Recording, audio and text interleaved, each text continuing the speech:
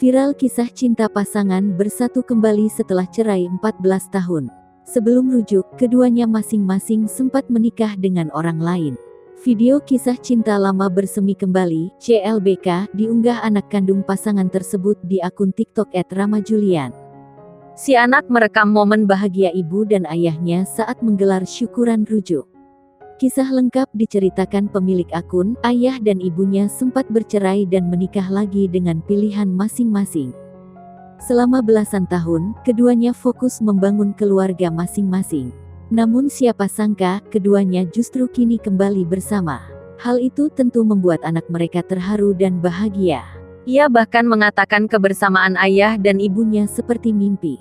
Ia tak menyangka ayah dan ibunya kembali bersama, satu atap dengannya. Pemilik akun pun tak berhenti mengucap rasa syukurnya. Terima kasih ya Allah, mimpi yang menurutku gak pernah terwujud, Allah menjadikan nyata, tulisnya.